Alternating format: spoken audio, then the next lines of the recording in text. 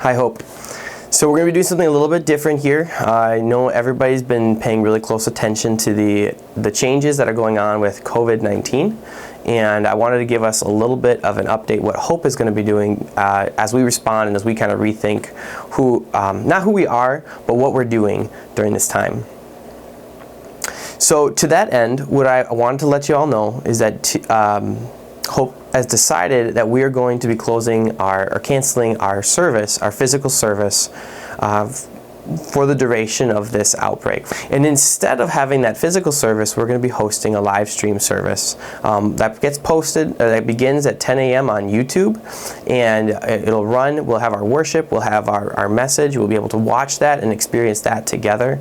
And then we're going to be looking at other ways too of maintaining that fellowship that we have in the church, even while we're maintaining social distancing. Well, the reason we're doing this and the reason we're taking these types of steps is because we as a church want to faithfully be submitting to the government authorities that God's put in place over us. So Minnesota, the United States of America, has requested that we take these types of steps in order to be proactive. And so we want to submit to that. The other thing that we're doing is we want to make sure that we're responding in the most loving way we can to those who might be at higher risk within our community. So we want to make sure that we're not spreading a disease that could be very dangerous for some of those members. As well, we want to earnestly demonstrate inside our larger community of the people around us in New Brighton neighborhood and the people in our global community that we care about them. We care about their safety. We care about their health. And so we aren't going to simply just continue meeting, but rather we're proactively going to take steps to continue to be true to our vision of discovering, delighting, and displaying the greatness of God, but doing it in a way that's not going to move forward this sort of disease. Other types of events that we are holding right now, anything public, we're also going to be canceling. Small groups will be up to the leaders to decide what they want to do in those areas. We are going to be developing a prayer network. We already have our prayer chain, but we're going to be doing a little bit more just to create these prayer groups where we're able to call each other regularly, call each other, check in, see how each other are doing, maintain some social connections, and then we'll kind of rotate those prayer groups around so we maintain connections with each other during the months to come if it takes that long. As well, I'm going to be reaching out to try to connect people who might be at higher risk and are afraid of going out and doing errands and doing different things like that with people within the church to see if there's other people who might be willing to do that for them. So we can be loving each other and be there for each other in that type of way. If we're at lower risk, picking up the errands or the groceries that might be needed for other people. And so if you're interested in that, contact me and I'll get you set up with people who may need that. And then overall, it's been interesting because we're in this series right now on outreach. And I keep thinking about how God has led us to talk about outreach to our community and to our neighborhoods right at a moment when we are being instructed by governments to think about quarantining and think about social distancing. And what does that mean?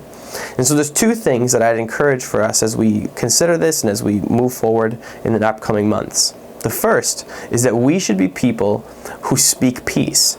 We have confidence knowing of our salvation, knowing of where we're going after death, knowing of God's opinion of us, how God sees us, how God loves us. We have this confidence so that sickness is not going to disturb and upset our ultimate destination, our ultimate sense of peace, because we have that from our relationship with Jesus through the Spirit with the Father. So we should be people who speak peace. And as we engage in maybe one-on-one conversations with our neighbors, as we are distant and yet still present in these communities, we should be people who have a voice of peace, a voice of calm, and have that grounded in the gospel that we know and love. The second thing that we should be doing, though, is we should be people who stem against the tide of hoarding, but rather live out a spirit of generosity. So this is an opportunity for us in the church to exercise the love of Jesus. Jesus' love led him to give up the things that he had in heaven in order to come down into an impoverished world in order to give the things that were needed for life. And we should have the same type of generous heart in us. So as we're engaged in conversations one-on-one, again, still maintaining social distancing with our neighbors and with the communities in those different places that we live, let's have mindsets that are generous. Think thinking, how can we be there for our neighbors, not thinking, how can we make sure that we have everything that we need for ourselves. So I'd encourage you to practically live out the love of Christ through generosity, practically extend the love of Christ through words of peace at this time. And the way I would like to finish today is just by reading Psalm 61 and sharing a thought about it. So Psalm 61, this is from the NIV, for the director of music with stringed instruments of David. Hear my cry, O God. Listen to my prayer. From the ends of the earth I call to you. I call as my heart grows faint. Lead me to the rock that is higher than I, for you have been my refuge, a strong tower against the foe. I long to dwell in your tent forever and take refuge in the shelter of your wings. For you, God, have heard my vows. You have given me the heritage of those who fear your name. Increase the days of the king's life, his years for many generations. May he be enthroned in God's presence forever. Appoint your love and faithfulness protect him. Then I will ever sing in praise of your name and fulfill my vows day after day. So this psalm is a prayer that David prays, praising God for the way he's been a refuge. And it seems like he's praying this in the midst of a trial. And as he thinks about the trial that he's in today, he reminds himself of the refuge that God has been in the past. And we should be in the same place. We get to pray the same prayer. And I'd encourage you to tell your heart to pray the same thing. Think about the way God has been a refuge for you in the past, and let that influence and bring peace and praise into the way you're handling your present trial.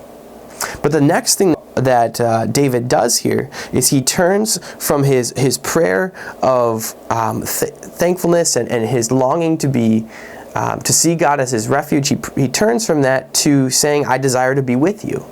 He talks about wanting to be in his tent forever, to be in the shelter of his wings. And it's a prayer of desiring to be with us. And as we go through this virus, as we go through quarantine, we can have the same mindset. God, how can I be with you in the midst of this? But the thing that really stands out to me in this psalm is verse 6, where he says, increase the days of the king's life, his years for many generations. And I wonder why he would pray that.